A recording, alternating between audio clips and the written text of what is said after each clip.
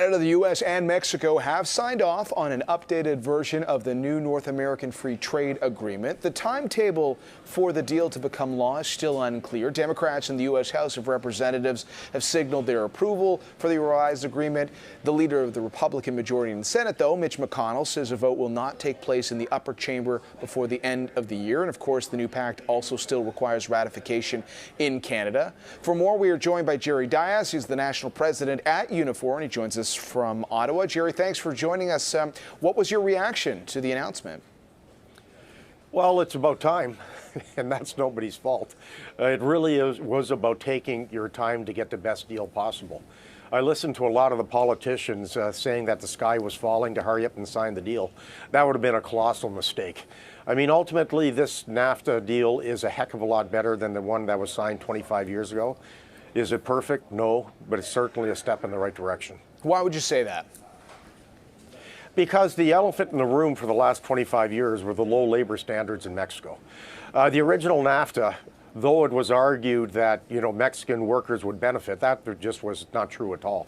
I mean, ultimately, workers in Canada, the United States lost their jobs. Workers in Mexico picked up those jobs, but never received the compensation. So for 25 years, they were exploited while we were losing our jobs. So this new NAFTA really deals with labor standards in Mexico in a serious and significant way. There's obviously checks and balances to make sure that they comply. And over and above that, there were other significant changes that I will argue make this a better deal. What would be top of that list? Okay, no question, the changes with the labor standards, because that affects everything. And that really is about free collective bargaining in Mexico. It's about joining the union of your choice. It's about getting rid of those protection agreements that are signed with no worker input that really have led to the exploitation. And also the significant changes for the auto industry, where the rules of origin are 70% of a vehicle has to be built in the NAFTA region, including the parts, in order to be tariff-free.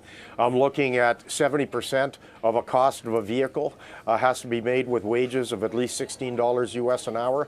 So that really is significant and will have a major impact on the industry. Can you elaborate a little bit on that? Like, what kind of action do you think the automakers, who obviously you're constantly talking to, might take as a result of this new framework? Well, I'm not sure where else they can go.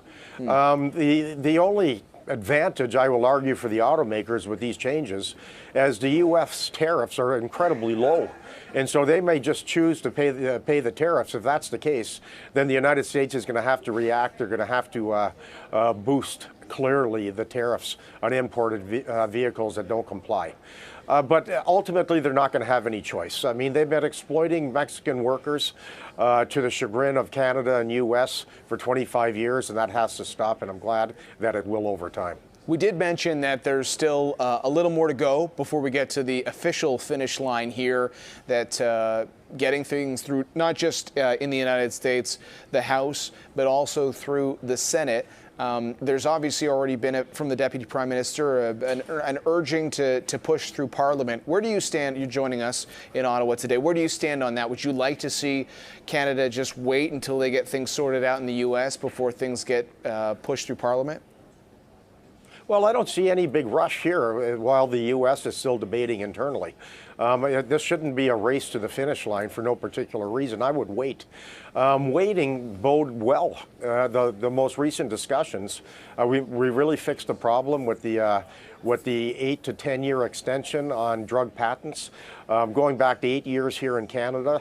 For a nation that's looking to implement a universal pharmacare program will save our country billions. The changes, the tightening of the labor standards in Mexico. So waiting has not caused us any problems, so I wouldn't rush into it. But clearly, there's other things that need to be discussed. They made some changes by including rules of origin for steel, which is important for the steel industry. They should be doing the same thing for aluminum, which is very important here in Canada. So that needs to be fixed.